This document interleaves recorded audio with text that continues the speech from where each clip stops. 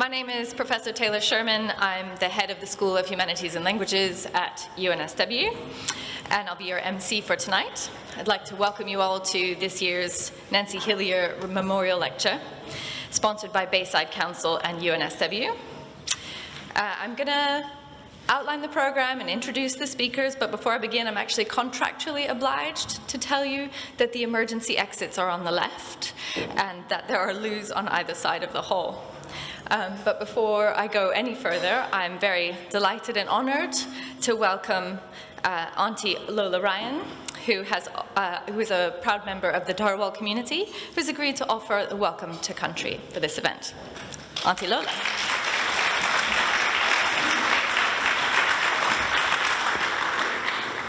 Thank you so much.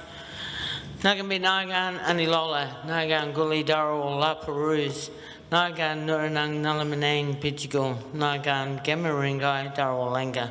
Welcome, I'm Anilola and I am a Dharawal elder from La Peruse, and I acknowledge we are gathered on the land of the Pichigal people, and I introduce myself in our Dharawal language, a language that was taken away from our people as well as much of the culture. And I was born and reared on the La Peruse Aboriginal Reserve, so I never got to learn my language back then, and through many years of research, our Gajaga Foundation is now bringing it back into our community, and it's being taught in our schools, preschools and daycare centres, something that we're very proud of. So my grandchildren are learning the language, so I think it's only fitting that I learn, because, you know, when they become teenagers, they might want to tell me off in language, and I won't know what they're saying, and I won't like that. But I don't think they would, because they're beautiful. So I'd like to pay my respects to elders past, present and emerging, and extend that respect to all of you who are present here this evening. What a great turnout. I was told that this is the biggest turnout they've ever had here, and so it's really an honour to be here to welcome you all. So we always thank our ancestors for caring for our land, our oceans and our waterways, as they only took what they needed to survive. That way none of our families ever went hungry, and the environment always was sustainable, so that there was always food and fresh water to give all the tribes nourishment. So it's really an honour to be here to welcome you all to UNSW School of Humanitarians Languages, and to honour Nancy Hillier for all her tireless community and local environment issues work that she did. Must have been a very difficult thing to do back then, especially for a woman. Many activists were male, and people tended to listen more to males than females, so she was quite an inspirational woman, and all that I've read about her is quite fascinating. Wish I was that brave, but she was brave. I think she's a very brave woman. I am a resident of Botany, and I love living in this area, so and you know, I come from La Peruse, but I'm only 5 minutes away from Lapa, so that's good. So on behalf of my community and my ancestors, I wish you all a very warm welcome. As spiritual people, we believe our ancestors are always with us, so may their spirits be with you, keep you safe on your journeys wherever they may take you now and into the future. Pujiri Nandavabi, thank you. Have a great evening. Thank you.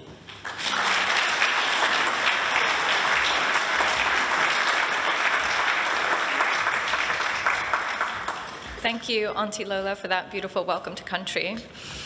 So I'm going to give you a brief outline of the events, the order of play for the night. After a brief introduction from me and from one of Nancy's sons, Clive Hillier, there will be 3 main segments to tonight's event. The first is a keynote from Peter Garrett, who'll be offering us some thoughts on Nancy's legacy, as well as some thoughts about the direction that environmental activism, or directions environmental activism might take at this particularly challenging time. That will be followed by a question and answer session with some students from UNSW. Our second act is from Peter Ryan, who's Bayside Council's Coordinator of Environment and a graduate of UNSW's Masters of Environmental Management program. Woohoo! You will get a job after this, it's fine. He is going to tell us a little bit about Bayside's current efforts to address the community's environmental challenges and its needs. And finally, we have Dr. Robert Cooley, who will join Peter again up on stage to yarn about the Gamay Rangers and the National Indigenous Ranger Program. Hopefully tell us a little bit about the challenges and opportunities of Indigenous land and sea stewardship in an urban environment, and the importance of bringing together Western science and Indigenous cultural knowledge. As a whole, I think the program as a whole hopes to bring together the lessons from 60,000 years of First Nations knowledge and Nancy's activism and apply them to thinking about the future of our environment and our environmental challenges and our social challenges and opportunities. So she probably needs no introduction, but just in case, I'm going to give you a brief introduction to Nancy before I hand over to her son. One of Sydney's most passionate and devoted environmentalists and social activists. She's known throughout botany and further afield for her tireless activism and her commitment to environmental issues. Her campaigning began with protests about icy eyes, or later they became orcas, groundwater contamination, and the chlorine leaks, which continued from that company. Her activism continued during the expansion of the Sydney airport and Port Botany. She was passionate about reducing the industry's impact on the environment and on its local communities. And her legacy was aptly summarized in the title of her obituary in the Sydney Morning Herald as, quote, "the relentless rebel with many causes." I should like to be remembered in such a way. She was a natural organizer, and she always led from the front, and that didn't go unrecognized. She was named in 1985 Botany Council's Citizen of the Year, and she worked tirelessly in her community and for her community, challenging industry and governments at the highest level. And for that work, she received the Medal of the Order of Australia in 2006. She had a side to her that helped us at UNSW. She was tireless in assisting academics and students, many of them from UNSW, in their research and in their teaching projects. She co-authored several academic analyses, wrote many reports and several submissions and other public documents. Her extensive archive is held by Bayside's local library. There is actually a historic display, you can see some of it around here, addressing Nancy's work and life by the entrance over here. The items have been chosen by the Nancy Hillier Archives and the Bayside Council Library, and we would ask you not to touch them because they are precious and fragile.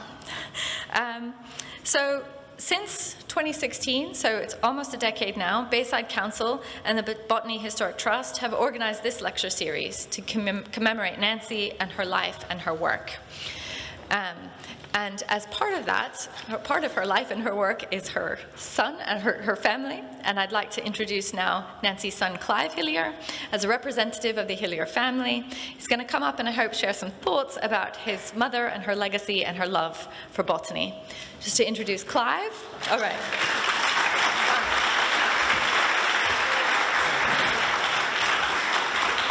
Well, good evening, everyone. First of all, I'd like to thank Auntie Lola. I think you've got plenty of courage, and my mother would have loved to have met you. I'd like to, on behalf of my late mother and our family, to extend our thanks to the University of New South Wales and their ongoing support, and Bayside Council staff and their continuing support, and also our esteemed and knowledgeable panel of guest speakers tonight. Dr. Tanya Lembark and John Carr for the work they've put into pulling this lectures together again. And it's just amazing to see. This is the biggest crowd we've ever had. It's awesome. I think before we had the biggest one we had was about 80. And when we went back to the first lecture, it was in the Parliament House in Macquarie Street, a fairly small venue. but we crammed some pretty good evenings into that as well, with some amazing guests. Regrettably, I couldn't attend last year's lecture due to a period of ill health. This was extremely disappointing, and it's wonderful to be back this year. Most of all, I'd like to welcome our audience, some of who are familiar with Nancy's work, some who may be just curious about it and want to learn more, may be interested in environments protection in general, and quite a few students that have been indentured to come along to make the results look a bit better. The topics over the years have been varied greatly, as have our guest speakers. Speakers have included young activists starting their journey as environmental warriors, Nobel Prize winners, filmmakers and politicians from the local area who knew and had a love for Nancy. I'd particularly like to mention Ron Hodick there, because he was just a boy as a mayor when Nancy was on the warpath back in the day. And she taught him a thing or two, and he ran with the gauntlet and did a pretty good job of it as well, I might add, and he continues to do so. It's not often I give Polly's a plug, by the way.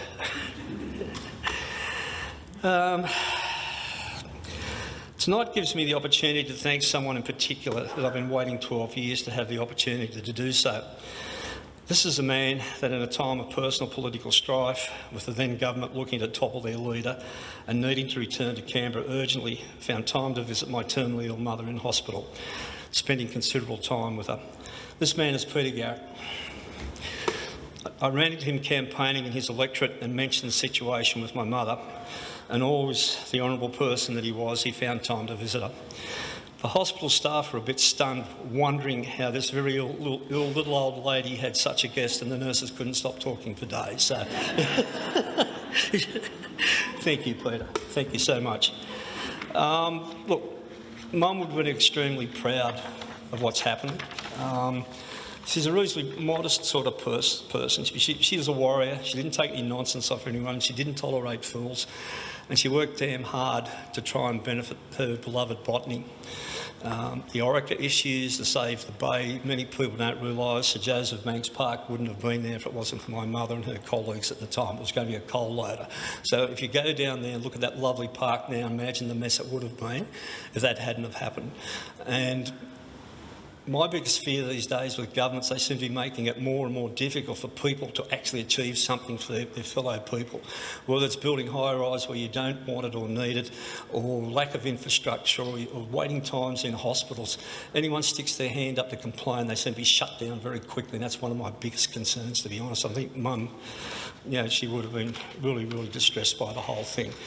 The only thing I regret that she's not here to see this tonight. She would have been extremely proud. And we miss her greatly. Thank you very much.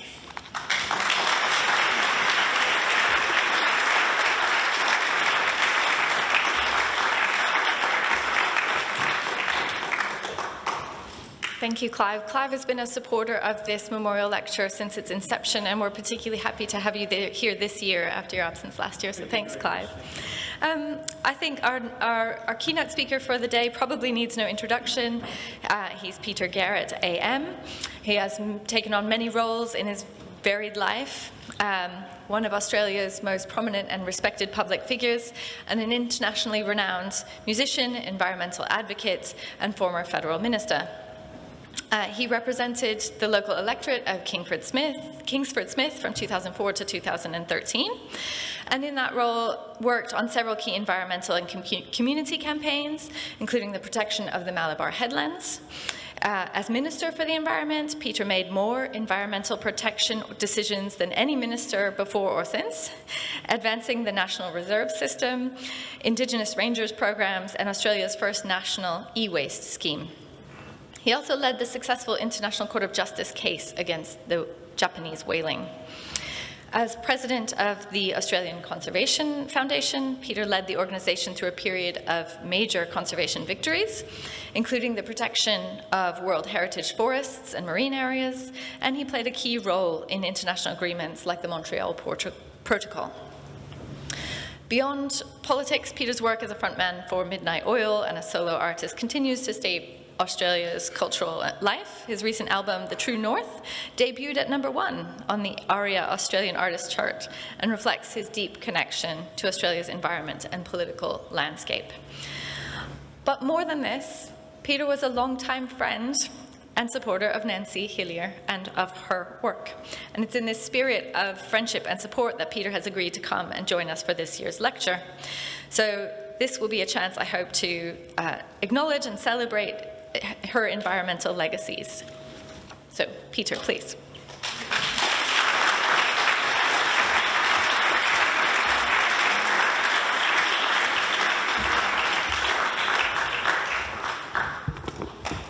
Thanks very much, Taylor. Can everyone hear? Great. So, of course, I do want to begin with acknowledgements, particularly Auntie Lola for the welcome and for First Peoples, both of this area and around, and the mob at Lapa, just down the road. Many distinguished guests, University of New South Wales people, Bayside Council, a big shout out to my absent Oils brothers. There are friends and some colleagues and faces in the audience that I recognise. And Clive, thanks very much for your comments. I was very fond of your mum, and I'm going to give a formal address as befits her stature. So, as those of you who will remember when I was your local member, settle in, buckle up, and let us go. If there was ever an example of one person taking up the cudgels to contest destructive processes, dumb decision-making, which imperilled the environment, and forging a community to temper, in her words, so-called progress that had the potential to destroy the community's quality of life, it was Nancy Hillier.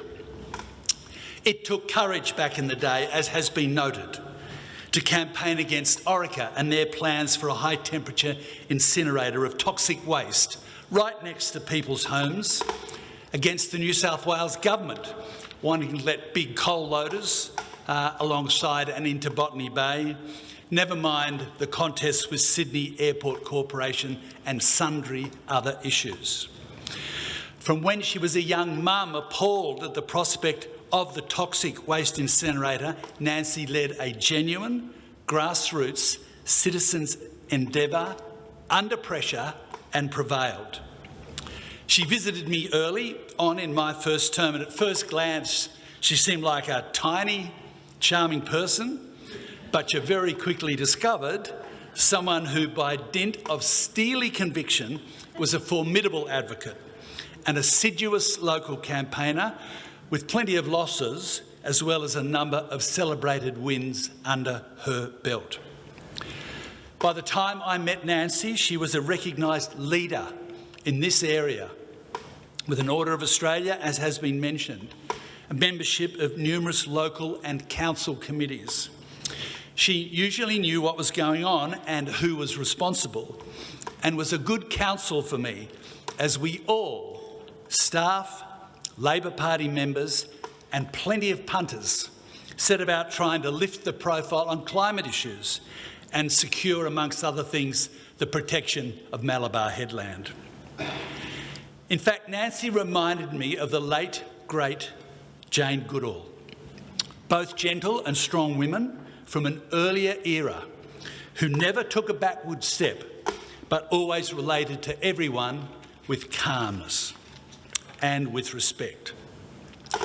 Along with Jack Mundy, I believe she should be seen as a Sydney hero of her time, for the city maintained more of its amenity and social fabric due to her efforts.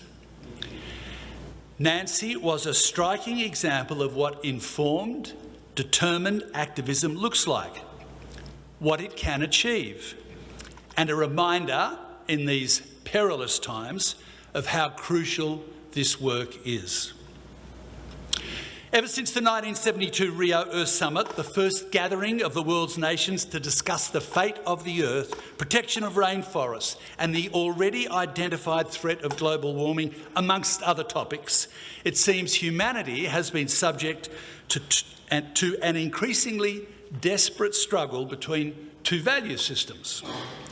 On one side, the goals of development, seen often as necessary to lift human populations out of poverty, yet irrespective of that critical goal, with continuing across-the-board economic growth at all costs. On the other side, greater protection of the only complex, life-sustaining planet we call home and the integrity of its natural ecosystems via a mediated form of what used to be called sustainable development.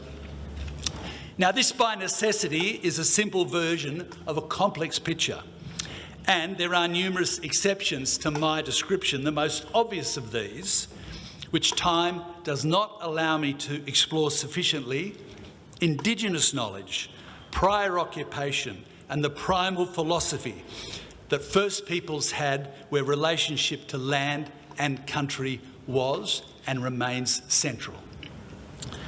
Previously sidelined by conquest and assimilation, Indigenous peoples are now subject in many places to renewed oppression as they seek to protect their ancestral lands from exploitation and destruction.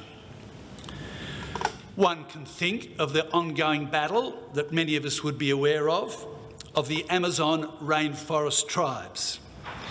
But what about the traditional owners in the Northern Territory right at this very moment, opposing fracking and the damming of their waterways? These are just but two examples. Still, a quick glance at our 2025 world, where land clearing continues unabated across the continent and native species are in retreat, and where there is an impending global extinction crisis, terrible to think of, and yet, whilst at the same time the artificial intelligence behemoths are currently supercharging the stock market with dreams of digital domination, built, by the way, on the back of massive energy and unsustainable water use, whilst its leading proponents dream of colonising barren Mars. This, I think, shows, as best as anyone can sum us up at this moment, the two diametrically opposed views of human development that still hold.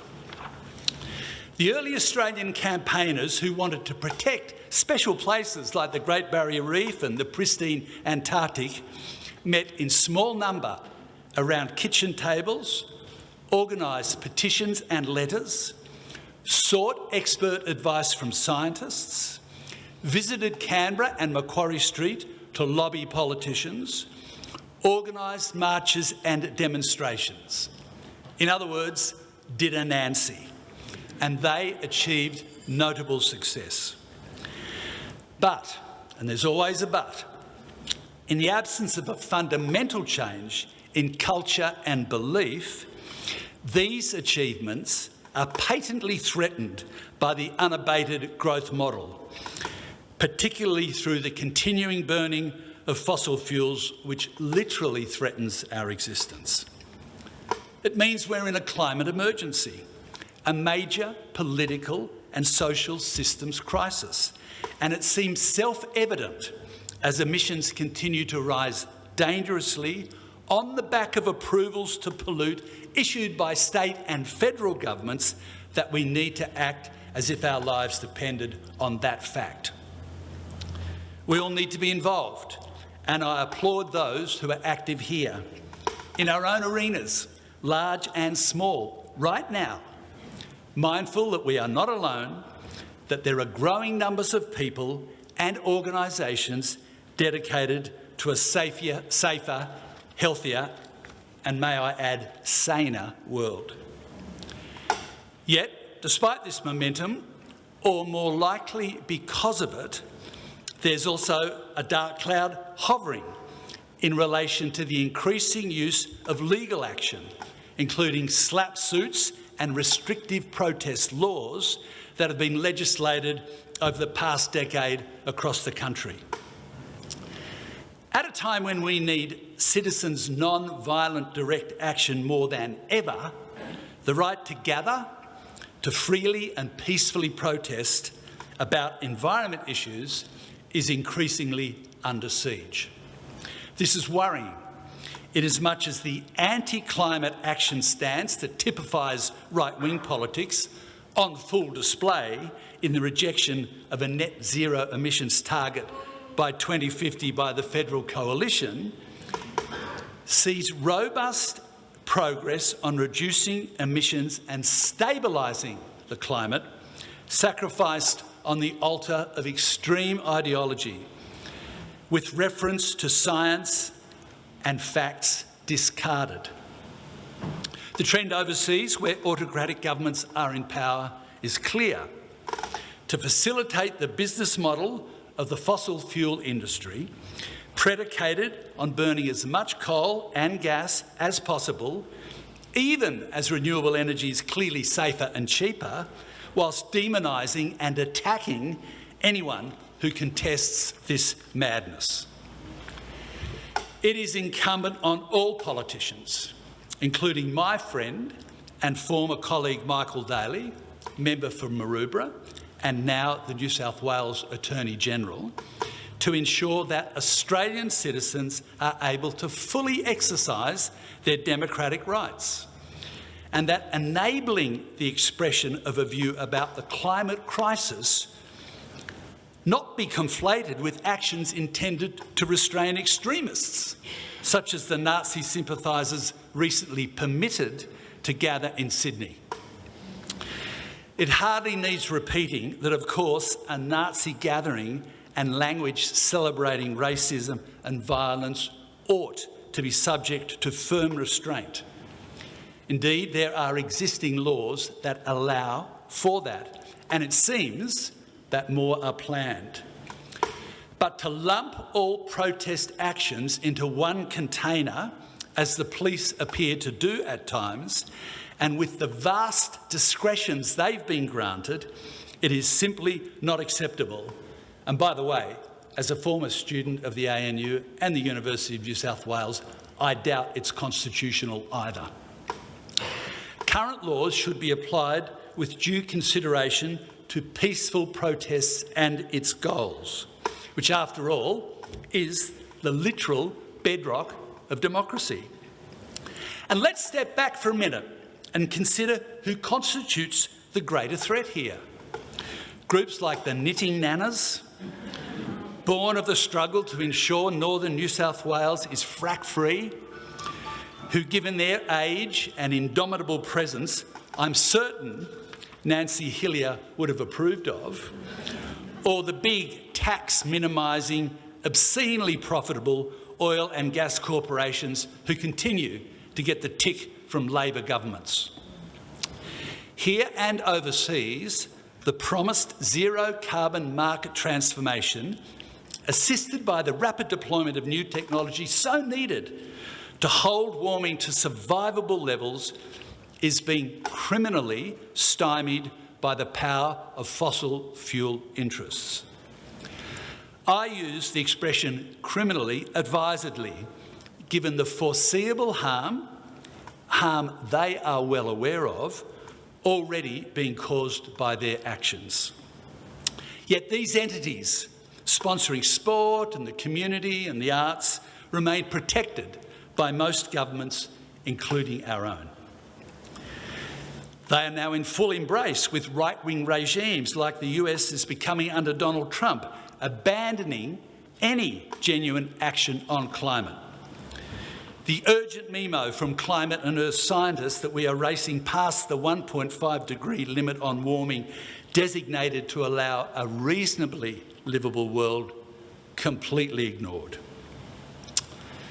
A reminder to all and sundry, with nature there is no second guessing. So how long do governments think they can maintain the fiction of aiming to substantially reduce greenhouse gas emissions whilst approving Santos and Woodside and others' massive planet-frying emission-intensive projects?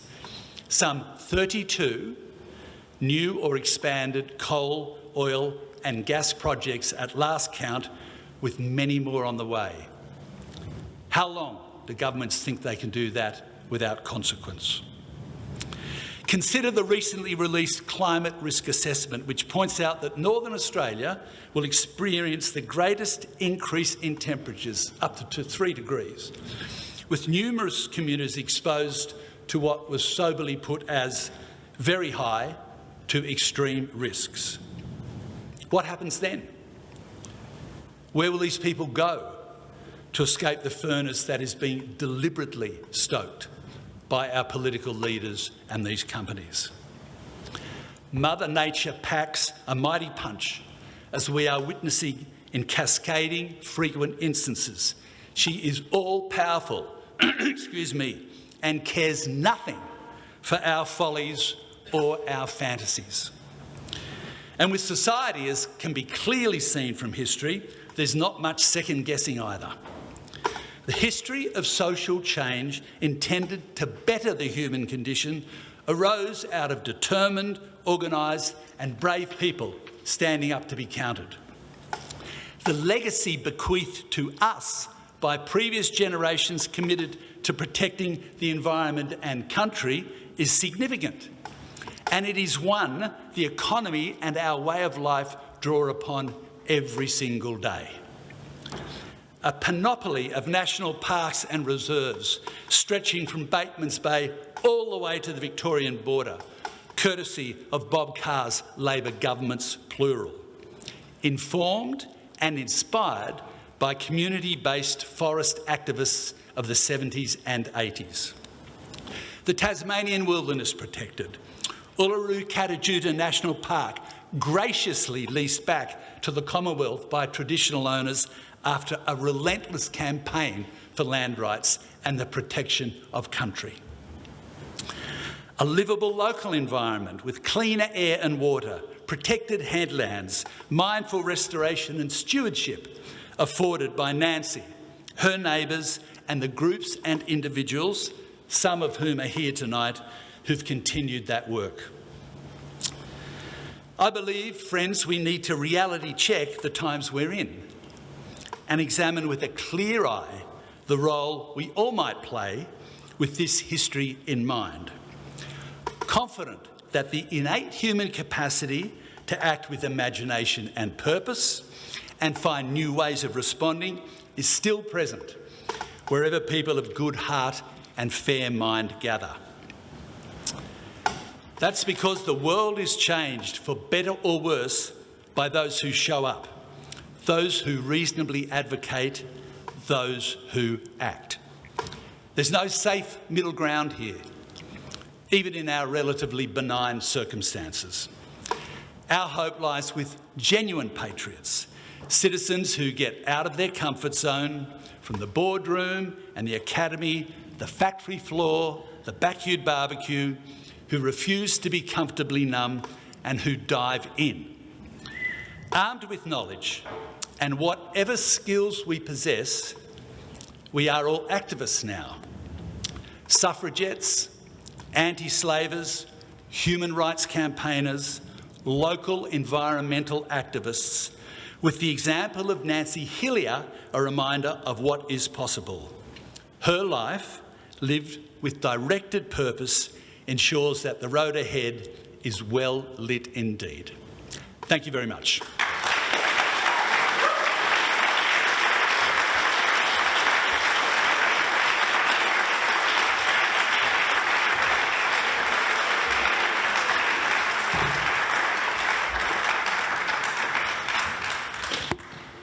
To lower this microphone quite considerably. Thank you so much, Peter. That was really inspiring. So as part of this program, we wanted to bring a new generation of voices to the fore and thread together the past and the future. So we have invited 5 students from UNSW's Masters in Environmental Management to ask Peter some questions. And I think they're going to introduce themselves and then ask their question. We'll do one at a time. I'll let you answer each question one at a time. And you can stand here if you like, or sit there.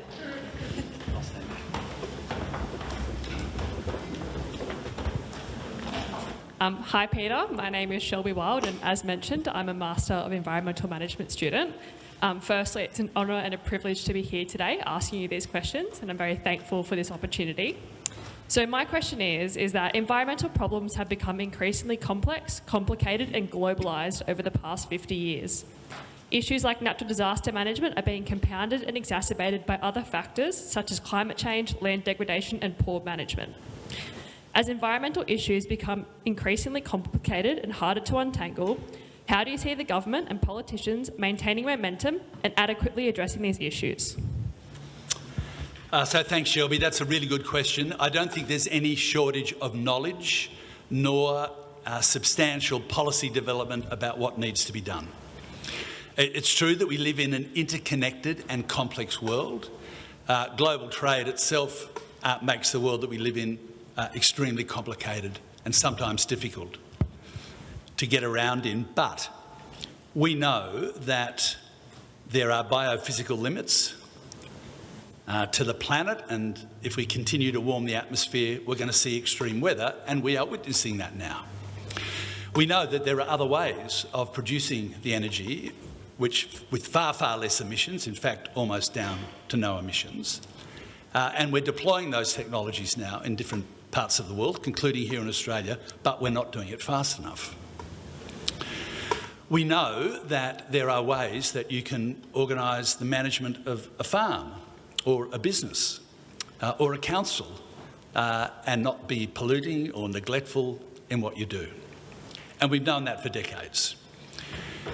Which is why part of my answer did focus on the fossil fuel corporations and the enabling systems, political parties, media and others, that allow them to continue to deliver their business model. So it's people power that will have to bring itself to bear in order to satisfactorily deal with the question that you've answered. Not that we don't know what to do, it's just that at the moment our political leaders are unwilling to do it.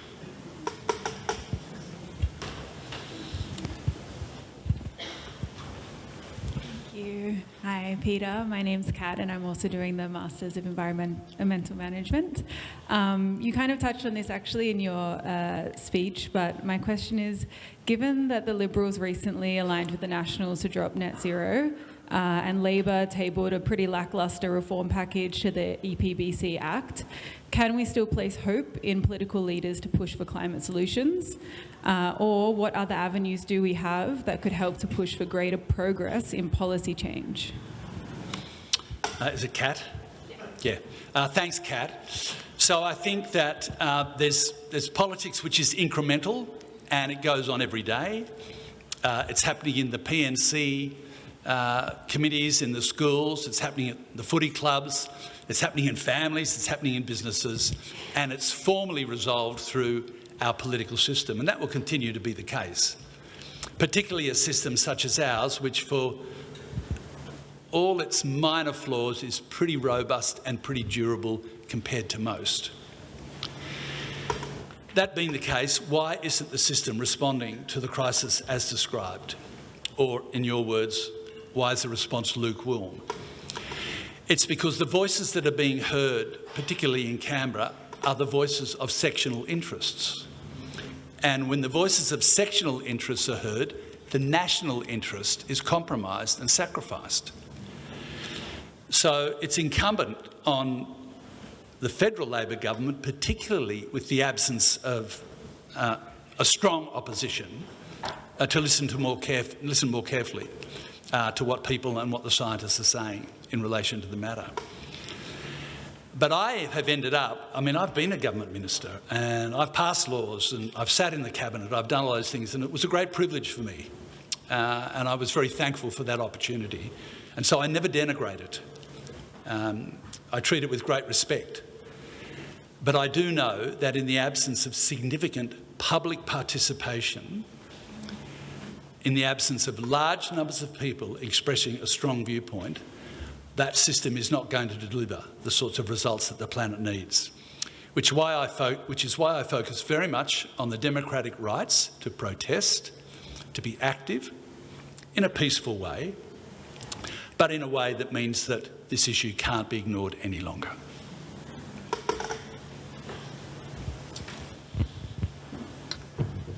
Hi, I'm Elena. I'm a recent graduate of the Masters of Environmental Management. And I've found engaging with activism quite daunting, and working as an activist, I've often found it quite hard to maintain my motivation and optimism. So I was wondering, how have you managed to maintain your commitment and energy through all the forms of environmental and social work that you've pursued? Okay, so Alina's asked, they're all great questions, but this one's particularly important because it's a question about how do you maintain your energy and your enthusiasm if you get involved as an activist. And I think the short answer is that you have to take responsibility for yourself first. And in order to take responsibility for yourself first, you have to, in a sense, pocket your ego and your own wishes and desires for a moment, and consider what good it is if you burn out sooner rather than later. Now, I was lucky to learn the process of at least minimising what's probably a pretty healthy ego in my other work in Midnight Oil, where if you didn't have a musical idea that cut the mustard, it ended up on the floor, quick smart, and no one said, "I'm sorry." And you only need to have that done a couple of times when you realise it's not about you, it's actually about what it is that you're doing, the integrity of what you're doing, and the fact that people working together generally, if they're respectful, tolerant, clear, and diligent, can do great things. I always say to activist communities and activists in different places, including here but also overseas, the planet that we love so much is getting such a smashing that you can get pretty depressed pretty quickly. But you need to find some part of it that refreshes you and renews your energy. And you need to take the time out to do that. I strongly believe that part of this bigger mess that we're in is caused by one of the flaws in human thinking that's arisen as a result of literature and the environment. So stay with me, friends. It's really about the hero model, and it's very much perpetuated through popular culture, but particularly through American films, American movies and the like, but in other parts of culture as well. And, you know, in the age of social media, we can see a lot of people who literally think that they are heroes. And they're confidently proclaiming that to anyone who bothers to look at their Instagram feed or anything else like that for the matter. But if you take a step back, even though you're not going to be nasty, you're going to say, look, you're a little closer to zero than hero yet. You've got to do some work. So it's true. So I think that, yeah, we all have that struggle. Me as much as anybody else, even after all these many years of doing it. But I think there are two or three of the key things for me. Make sure you keep your own batteries recharged. Don't think that you're responsible for the wins or losses. Be clear and diligent in what you're doing, and take a bit of time out if you need to. Restore yourself with nature, and don't think that you're a saint, but you're also not a sinner.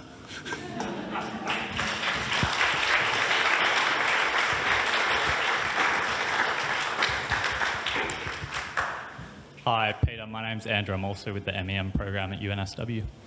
It's a pleasure to be speaking with you today. My question is, and you've slightly touched on this, but given the environmental backsliding that we're seeing in the US and with Donald Trump, and also now with the Liberal Party here in Australia, how do you suggest that we cement forward-looking environmentalism into both political institutions and the public consciousness to ensure that we can have long-term environmental visions play out and see stability and breathing room that's needed for them to succeed? Yeah, no, thanks, Andrew. So I think what hasn't happened is that, for a variety of different reasons, some of them which I don't fully understand, others which I think are cultural, and some political, the public support for protecting the environment waxes and wanes depending on context and circumstance. Whereas really, in order to make the substantial big shift changes that we need, there has to be an underlying commitment to protecting the environment no matter what. And by doing that, you're dealing with basically an extremely well-funded and pervasive marketing, public opinion polling and messaging machine. You're dealing with human nature.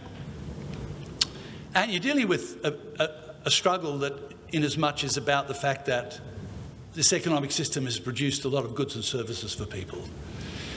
And people will always want to adhere to goods and services, and they need jobs. And so it's a very easy task for somebody who doesn't believe that, say, for example, a rainforest needs to be set aside for proper protection, to get that message across and to sustain it. But there's another part to this. Let's just quickly look at someone I think most of you will know, David Attenborough, the broadcaster. Now, I don't know how many of you have watched many of Attenborough's documentaries. I can't say I've watched every single one, but I love nature documentaries. It's part of my way of refreshing my batteries, and instead of watching some lame Netflix, I'll do Attenborough. When Attenborough started, it was all about the awe of nature. And you could almost characterise it, sort of looking under a log and finding a lizard, multicoloured lizard and so on and so forth. Being in the middle of the forest, the BBC spending oodles of noodles on getting the right camera shot for a bird in slow motion. And if you look at Attenborough now, he's become a powerful advocate for what our economic and political system is doing to the planet. But the stepping stone between recognising that that is happening and creating the change that's needed requires the kind of decisions from all of us in different ways, within our own sphere of influence, within our own capacity, to do what the suffragettes did, to do what union activists did, to do what human rights campaigners do. In other words, it's not a polite discussion about why isn't the policy as good as we think it should be. It's a declaration that we believe that there are some fundamental things which we're transgressing, and we're going to try and engage with the transgressors. I don't think there's any other way. And, I have had the great fortune, as I said earlier on, to serve in the Cabinet. I was the ACF President on a number of occasions. I've worked internationally. I've been involved in lots of campaigns. I've seen how the sausages are made. And sometimes it's exciting and sometimes it's terribly depressing. But through all of that, I have never felt that we had sufficient public enthusiasm, sufficient public commitment, sufficient public conviction, including from the politicians themselves, that would see us essentially staunch the attacks that we now have on natural systems. And until we have that, we're going to be battling.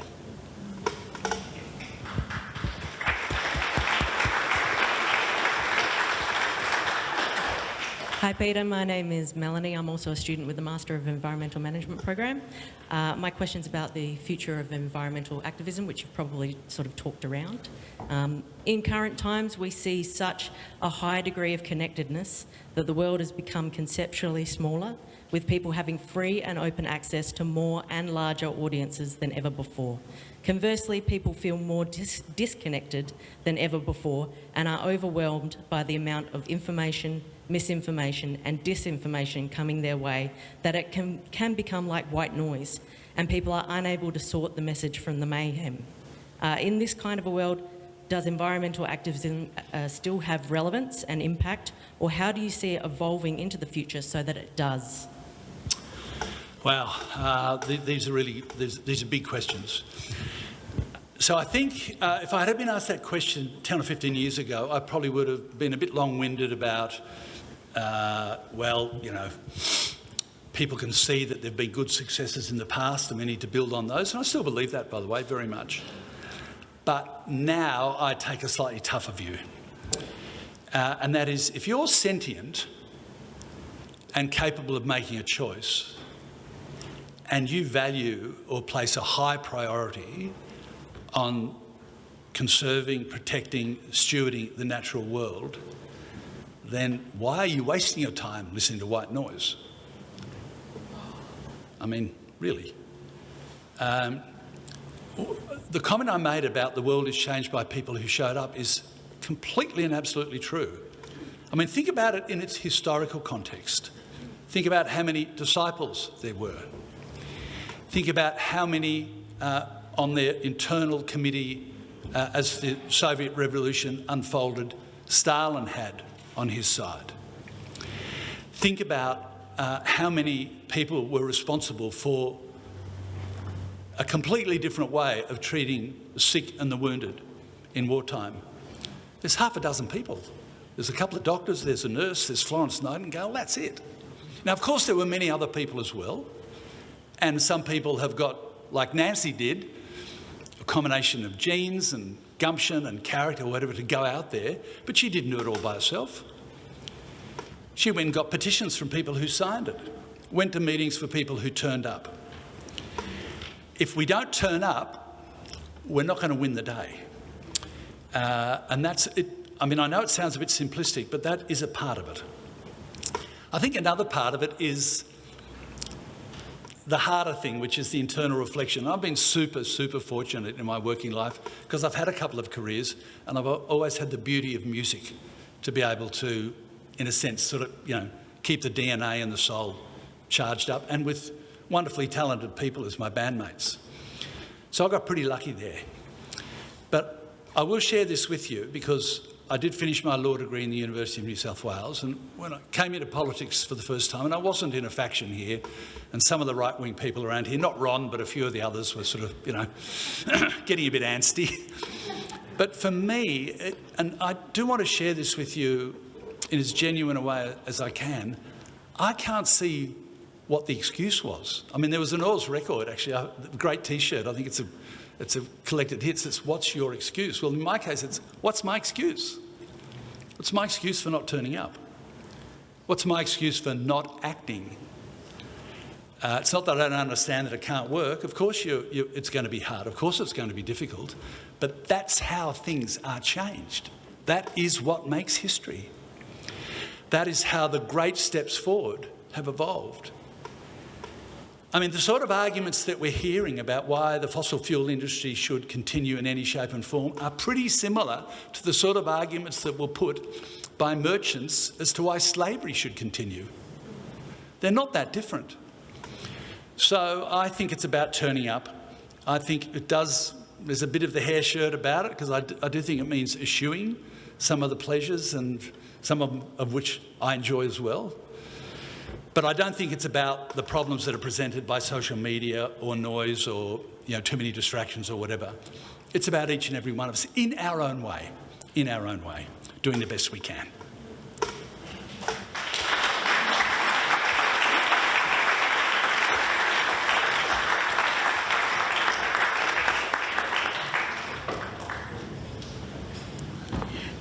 So our second act is from Peter Ryan, who brings over 20 years of experience in managing land and water ecosystems in partnership with community.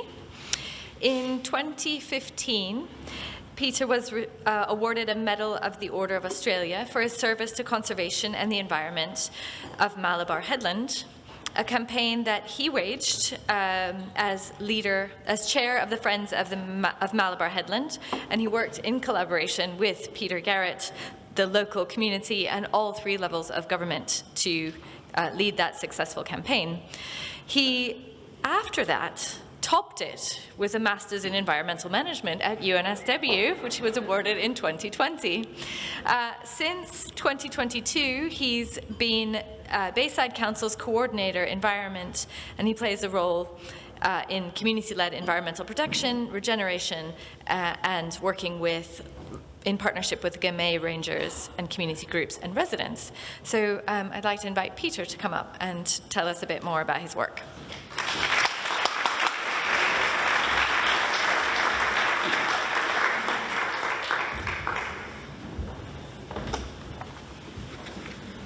Okay, good to see everyone here tonight.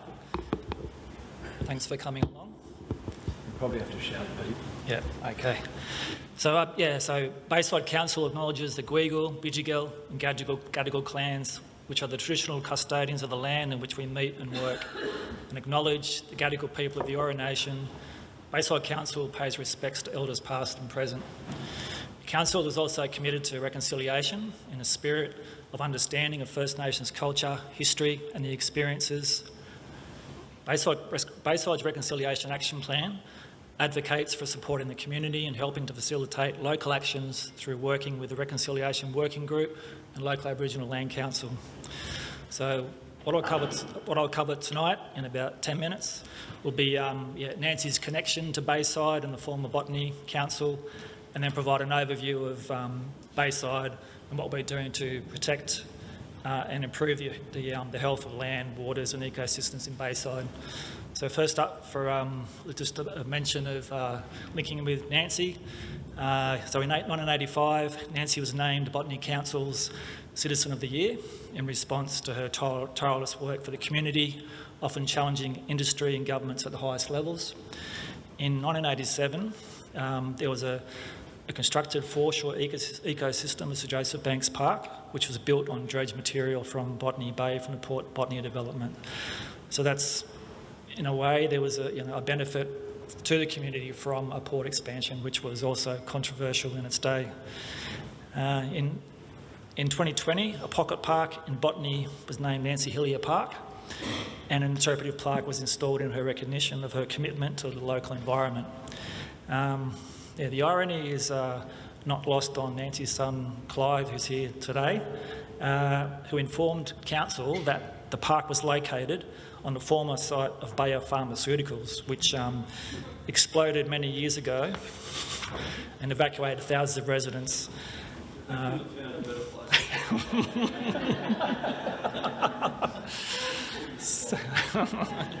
So Bayer was one of the dangerous and polluting industries in the community that Nancy fought against. Nancy's extensive environmental and social justice archive is held by Bayside's local library and George Hanna Memorial Museum at Mascot Library, which hosts exhibitions and talks to enjoy. And tonight there's a sample on display organised by Celia, so well done Celia. It's fair to say that it was Nancy's Hillier's actions that inspired Bayside Council and New South Wales Government to achieve a better, safer community with an improved quality of life for its residents. So moving on to Bayside. Bayside has a 2035 community strategic plan with an environment vision to protect, enhance the environment, waterways, fragile ecosystems and open space through collaborative partnerships. Land contamination is present across Bayside Council, caused by over 100 years of industrial operations such as tanneries, wool scourers, chemical manufacturers, metal platers, service stations, landfills, dry cleaners. So the land and water has been polluted by chlorinated chemicals, petrol, diesel, heavy metals, chromium, nickel, lead, arsenic, just to name a few. To protect the human health and the environment, there are several properties in Bayside area that are currently being cleaned up or have a management plan in place. At Botany Industrial Park, risks still do exist, with the New South Wales EPA, Environment Protection Authority, and Bayside Council continuing to monitor the Orica clean-up of the contaminated land and groundwater through its membership and the Orica Botany Liaison Committee, which most of you have probably seen as you drive along Foreshore Drive. Notwithstanding the pollution, Kamei Botany Bay remains a beautiful and diverse place. It includes shore migratory birds, seagrasses, fish, buri or humpback whales, southern right whales, seals, turtles. On land we have threatened plant and wetland communities, threatened animals including greyhead, flying fox, microbats, powerful owl, wandering albatross, green and golden bell frogs, just to name a few. At the back to Sir Joseph Banks Park, we have council undertakes bush regeneration and community-led protection and regeneration, and has a bush care program of weeding, planting, and that's in partnership with the community, Sydney Airport, Sydney Ports, Conservation Volunteers Australia, Sydney Landcare and DigiGrow Nursery and other First Nations enterprise. So Bayside is also focused on planting trees. So we're planting more than 1,200 trees per year in the streets and parks. And the purpose of that is to grow the tree canopy, to increase shade, reduce urban heat, and improve the biodiversity across the urban ecosystems. Each tree costs about $600. A lot of people, some people like trees, some people don't like trees. So every time a tree gets taken out by someone, there you go, $600. So we've got to try to get more people to love trees. We have partnerships with community groups and residents for native bees in backyards, and programs such as Adopt a Tree, Tree for Mum, Tree for Dad and Tree for Bub.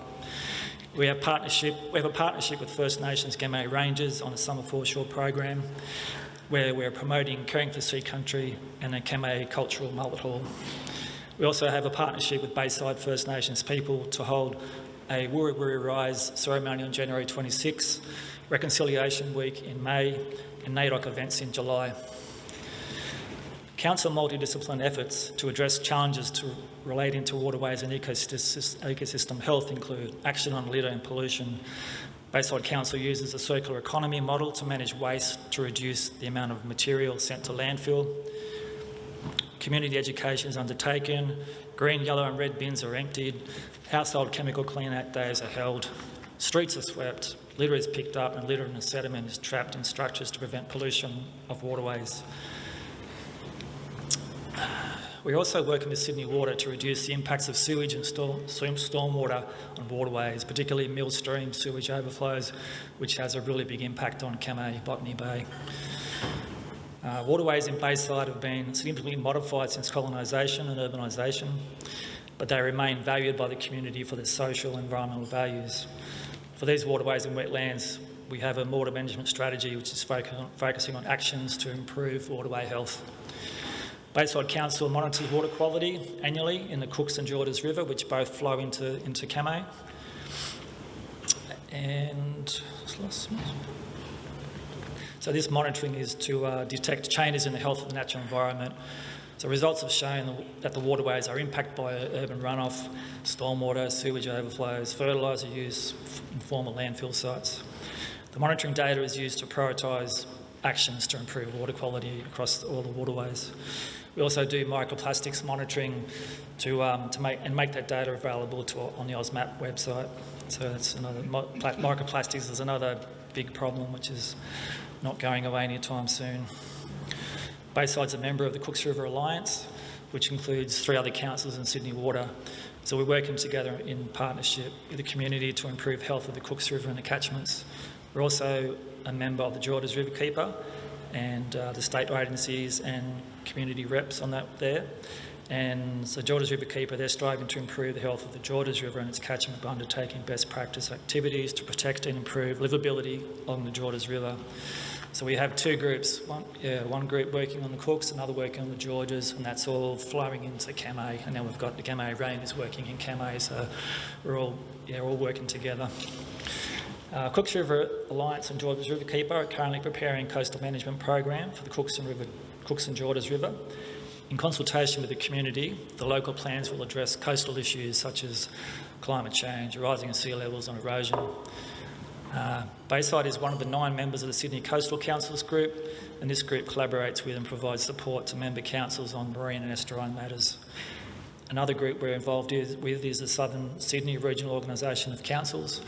This group provides a forum for member councils to interact, exchange ideas and work collaboratively to solve regional issues and contribute to the future sustainability of Southern Sydney. To conclude, I have a few parting thoughts. So, do you think Nancy would be happy with the efforts of Bayside to protect the environment in Botany Bay? I would hope that Nancy would be mostly pleased with Bayside's efforts.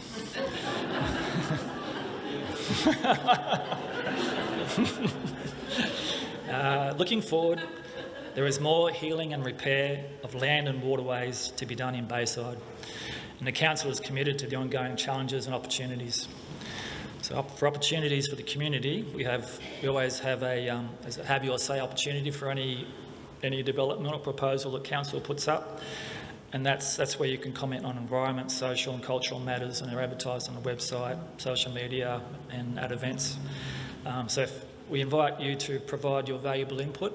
It's important that everyone provides their input if they have something if they feel they have something to contribute. And in conclusion, together the community and council can partner some more to protect and enhance the Bayside environment. Thank you.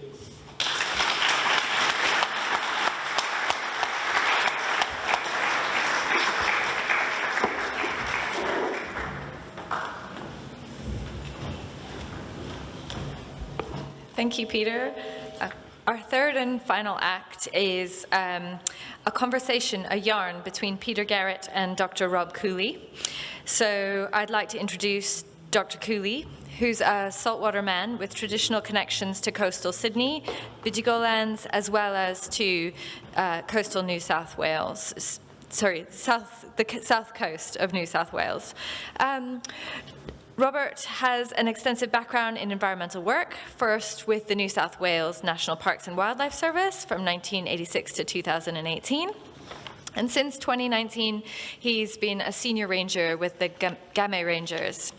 In that role, he enables critical restoration work in the Botany Bay area, partnering across sectors to address the impacts of urbanization on country. Uncle Robert was recently awarded an honorary degree in science by UNSW for his efforts in uniting Western science with Indigenous cultural knowledge, work that builds on his previous recognition as an honorary fellow of the University of Sydney. Please join me in welcoming Uncle Robert to the stage.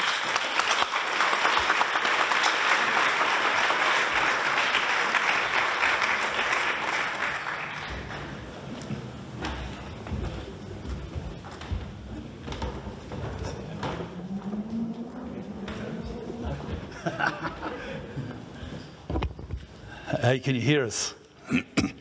Well, this will be really a good way to round out what's been a fantastic event, and I hope a fitting tribute to Nancy and Robert to hear from you about some of your work. So maybe I can kick in just by handing over to you first up so you can set the scene for us, and I'll jump in if there's anything I think I can add that's useful. Maybe just let me know a little bit about what you're doing. I've got a bit of an idea about Indigenous Rangers and all of that stuff, but I'd love to hear more. Thanks. Right? No? No? All right. IT still spells it for me, right? Well, thanks, Peter. And thanks, University of New South Wales and Bayside Council, the residents and of Bayside and in our area here around Botany Bay. So, yeah, look, it's a great honour. I'm really nervous, as you can probably tell, but who could pass up an opportunity to participate in a night that honours a great lady for our area, an area that, you know, a lady that, you know, I'm forever grateful for, because the work that Mrs. Hillier done allows me to go about my day-to-day life in and around the ocean, being a saltwater man and a fisherman. Knowing that I'm probably more likely to consume fish safely nowadays, thanks to the work Mrs. Hillier done back in the days for protecting that bay. And it's very important to not only me, our community, as well. So, you know, it's a really great honour to be here tonight. And Clive, when you're up here talking, it's hard not to get a little bit chuffed, mate, and emotional. Listen to you and carrying on your mum's legacy. I think, you know, I think we're all forever indebted to your mum and the people she worked with to keep our area, you know, relatively safe and clean against huge challenges. So thank you. And also to be up here with a great man who's, you know, more than a face, who's on our TV singing Beds Are Burning and other things. But anyway, I feel a little bit more comfortable knowing that we share the same hairdresser too. So, so anyway, but you know, so look, I am grateful for the opportunity to come up here and talk to you all about the work we do. You know, many of you I know, many of you I've worked with. You know, and to be honest, some of you we haven't all been on the same page on different things happening around the bay. But whether we're on the same page or not, the one thing I think we need to respect is that we all got the best interests of our area in our hearts, whether we agree or not. So the Game Rangers, yes, you know, were established in 2019, and the Ranger team come about by how concerns about what was happening around the bay as well. You know, some of the things that we did, and me particularly growing up in, you know, the late 60s and, you know, through the 70s, and looking at some of the things that I were able to do back then that none of our kids do now, purely because the opportunity is not there. You know, whether it's fishing, the things that I readily fished for back in those days with my dad. I'm the youngest of 12 children, and Auntie Lola's, who's my mum's niece, is about the same. Both huge families, and all our life was in and around the Lapra Reserve there, or on the beach, or in and around the bay, including Foreshore Road here, where we used to drive down a dirt track, the last remaining prawning beach in Sydney, in the bay.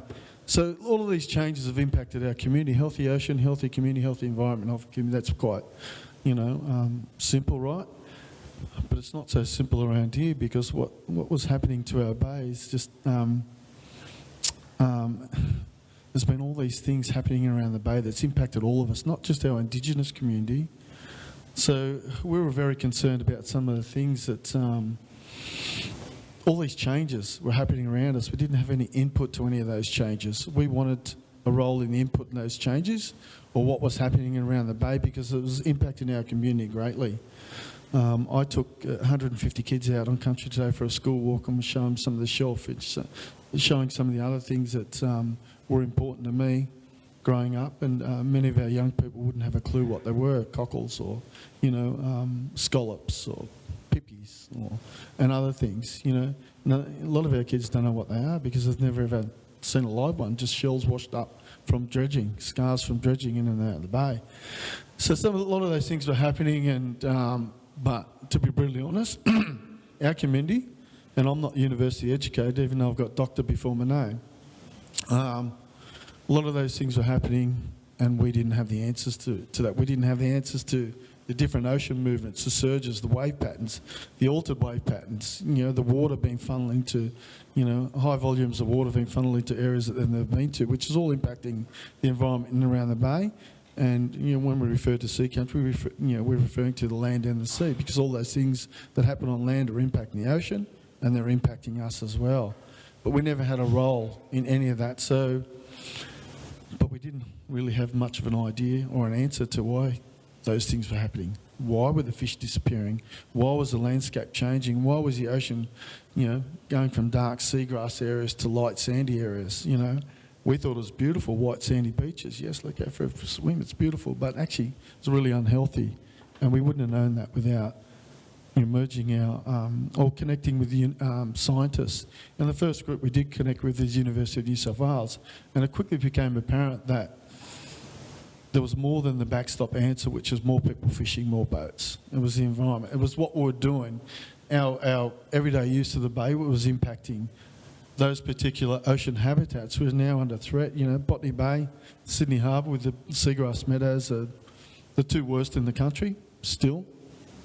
But despite our efforts to destroy the place has hung on pretty tightly. And what we're trying to do with the help of scientists is arm ourselves with the knowledge of why these things are happening, but also the solutions and the things we need to do to change the trajectory and get back to heading towards a healthier ocean system, which will hopefully benefit all.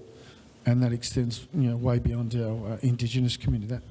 That extends to all of us. So understanding the science, the Western science of what was going on, and merging that with our living history, some of the anecdotal evidence of what a place used to look like, what we used to do here, what we done there, what we caught there, where we done. And it's become a really valuable model, a really valuable tool, and a really good model that we think offers really a promising future, a much better future. And we've seen that. We're intensified our seagrass meadow restoration works over the last 2 years in particular, and we're seeing some of the results from that. Other things, there may be coincidence, but last season was the biggest blue swimmer crab season that I can recall, and most of our community can recall in 30 plus years. We're seeing sea horses appear in places that I've never seen them, along Frenchman's Bay in particular. Right out in front of the Boat Shed Cafe there, and we've just tagged another 24. We don't know if that's due to our work, but I'd like to think it would be. So what we're trying to do is get the ocean in a little bit healthier place, and hopefully, from our community's point of view, is restore those under threat ocean habitats, the seagrass meadows and the kelp forests, build up those species that are culturally significant to us, and hopefully restore our cultural connection to those species in those areas, in a nutshell.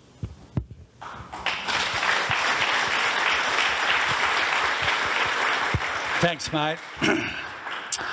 I'm going to ask another question in a tick, but just to set context for people who don't know about the program, It almost makes me sort of a bit uncomfortable when I have to say that the Indigenous Rangers program in its original inception was actually an idea that came through our political opponents at the time. This was way back in the day. They didn't put a lot of money into it, but the historical record needs to be correct. Since that time, it has been a supercharged program. And when we came into government and I had the job of Environment Minister, then you get a chance to get some decent licks of funding to make it work around the place. 3 or 4 things quickly to say, then I want to come back to Robert about this work, which is incredibly exciting and wonderful, in as much as you say, we give everything a little bit of a hammering, but just with a bit of care and respect, it'll come bouncing back. The first thing is that it's two-way knowledge applied with First Peoples, Aboriginal people, sitting down at the table in the first instance, neither being directed nor even encouraged necessarily, although that's always good, but respectfully engaged with in a way that it's a true and meaningful partnership. And we talk about some of the other issues for our First People, health issues, education issues and the like, particularly closing the gap and so on. That is a really important thing to happen. And you can say it all sorts of different ways, but it's actually a very basic thing. And with the Indigenous Rangers program, particularly where it's been well developed, it started off mainly in regions, remote areas. It's been incredibly successful, and Indigenous Rangers essentially run their programs, as they should. The second thing is, here is a wonderful, and we heard a bit of it from Robert, here is a wonderful opportunity for young people, young men and women, to learn skills and develop and deepen knowledge. And they'll have some knowledge, they'll have cultural knowledge sometimes. Sometimes there won't be as much in the east as maybe what there is in some of the remote areas, but it's still there. And so it's incredible the way people are actually skill up and are working, and it's a true job. One very quick observation about the way in which Indigenous Ranger programs have held together communities in different places. And this will start to happen if it isn't already happening here as well. Because it's involved in country, rehabilitation, caring, stewardship, skills, land management, interacting with other agencies, interacting with scientific knowledge, sometimes dealing with previous people that have been on country. It's a very multifaceted role that goes on here. It's just not people wandering around with their shirts and stuff on, cleaning up a bit of litter. There's a hell of a lot that goes on. The final thing, and it's just a reminder, because the path to reconciliation has been checkered, bumpy, sometimes one step forward, sometimes 2 back, sometimes the other way around. This is reconciliation in action. It's reconciliation in action, and that's what makes this incredible. And congratulations on an honorary doctorate. I had a few, with all respect to the professors and doctors who are in the audience, I had a few law doctors and professors who didn't teach me as much as you just did a few minutes ago. Now, a quick look at what you want to get done over the next 12, 15 months, 18 months, what some of the obstacles are, what some of the achievements you think are. Oh, look, I think it's important to acknowledge we haven't got all the answers, I know the State of Environment report came out a few years ago, and the big plus in it was Indigenous Rangers in urban settings. Who's the only permanent Indigenous Ranger group in Australia, permanently? The Gamay Rangers in Sydney. So it can become a political tool, or potential political tool for some potential or prospective elected members. But I'm fortunate that, I'm pretty firm with my with how I go about things, and and that's why I have formed close friendships with people like Matt Thistlethwaite and Michael Daly, and various former mayors and current mayors and councillors from the different groups I work with, because I trust them, because I know they want to do the best things. It's not just a photo shoot when an election comes up. But look, the beauty of our program, and as it's evolved, knowing how critical Western science is to assist us, repairing some of the damage out there. The beauty of working with those research institutions and researchers is our young rangers are now, through those partnerships and scholarships and sponsorships, are going down the path of studying marine sciences, marine biology, environmental sciences, and that, with those partnerships and sponsorships. And what we've seen, what we're really pushing that, and we get a lot of approaches from kids who want to leave school and come and join our program. No, if you leave school, sorry, you're probably not going to get an opportunity. Maybe not. So we want to encourage the kids to stay at the school, and a follow-on from that, they can get a little bit of taste of what it means, or what the work we do and what it requires to do it really well. And what we've seen is, one marine science degree to empower our team, empower our work, and improve the outcome, and better outcomes for our community. So with those partnerships, we've just got another one of our young rangers who come on a school-based traineeships back in 2020 who's just commenced a marine biology degree with Sydney University and Taronga Zoo. So what we want to do is, that's one of our plans rolling forward for the future. We want our kids to arm themselves with that Western education. It's too late for me, but it's not too late for them. But what they enable us to do is translate some of that Western science language in layman's terms to everyday language that I can understand and I can put into practice for the work we need to do out there, and also translate that to our community and our cultural advisory. So my hopes and aspirations is, I want to see more of that. I want to see more of our young people coming on board and getting a really good grounding of cultural knowledge through our elders advisory in our community, a really good Western education, higher education, and we know that combination, and then we can start leading projects rather than being partners or helpers, and also trying to plant the seeds in our young kids that there's a career here. Another big aspiration of mine is for, and you might be able to help with this one. We're mindful that we've had to adapt to many changes. We've had to adapt, and sometimes just because we can do things, a lot of my work is around fishing and whatever, and sustainable fishing, doesn't mean we should.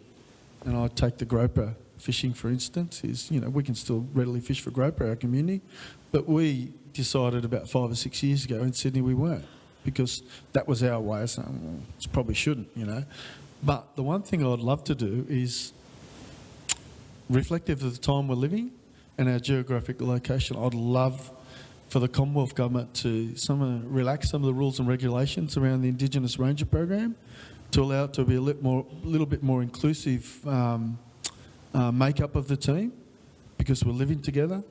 That's not going to change, and what person in their right mind would want it to change? Why not work together in these programs and learn off each other a little bit more?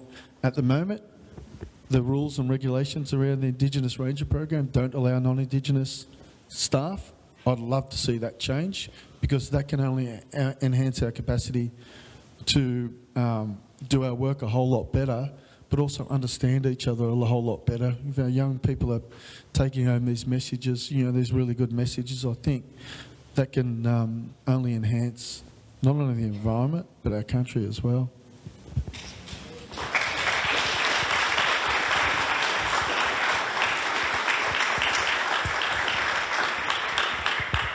Well, that was really great to hear, actually, and for me, such a sign that the way in which you're thinking about it is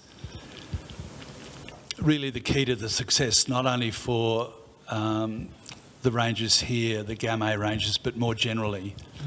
Because if we're in separate silos, so to speak, through all of this work, then we're not able to develop the open relationships and have the complementary skills in place. As you asked me about it, I was reminded I've got a lot of very good, close friends in Aboriginal communities around the place. Some of those mobs don't necessarily always stay right up to date with federal politics, and who can blame them? However, I do know that sometimes when you get a question put to you, politicians have a sort of a stock standard answer, like we've heard what the thing is and what are we going to do about it. And I was travelling with some friends, and we knew there was a local member close by. We'll call that local member Charles. And a couple of friends said, can we go and ask Charles, you know, about how to get some money for a program? Would you help us sort of go and see Charles, go and see Yachtman? And I said, no, that's not his name. What do you call him? They said, no, it's Yachtman. That's who it is. I thought, that's funny. Charles's surname was not Yachtman. I said, well, why do you call him Yachtman? And they said, well, because every time we ask him a question, he says, I'll think about it and take it on board. So sorry, ba-boom. But on a more serious note, I totally hear what Robert's saying, and I will undertake to make the proper, serious representation about that. We should have a yarn about it later on. And I've been really, really delighted to hear about how you're approaching the work that Gamay Rangers are doing here. And I think the prospects are incredible for the future for you. And there's some really positive and good things happening, mate. So well done and congratulations. Thank you.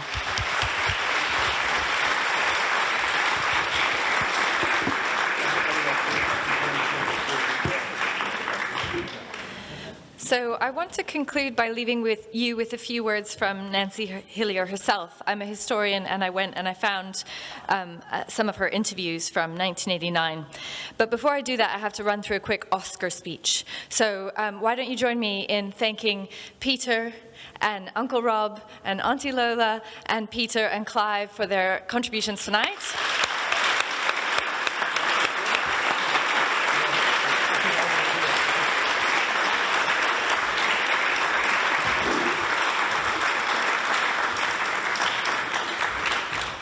I'd like to thank the co-organisers of tonight's lecture, Tanya Leimbach and John Carr from UNSW.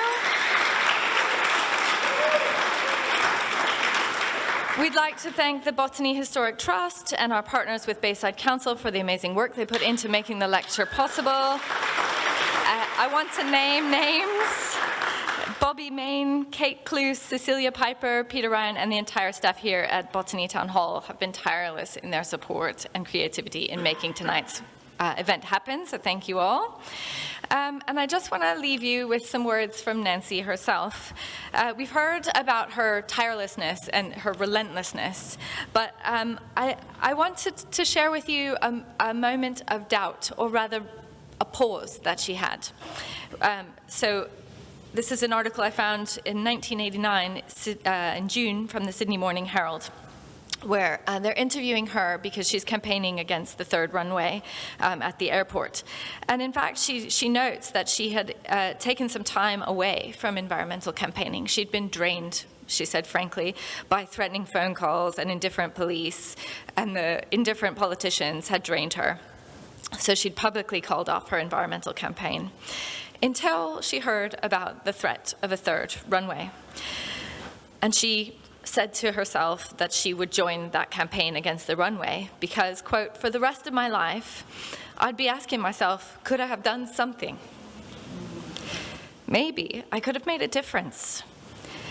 I have never been sorry that I have taken this road, she says. So I want to thank you for being here tonight and for being on this road with Nancy and with all of us.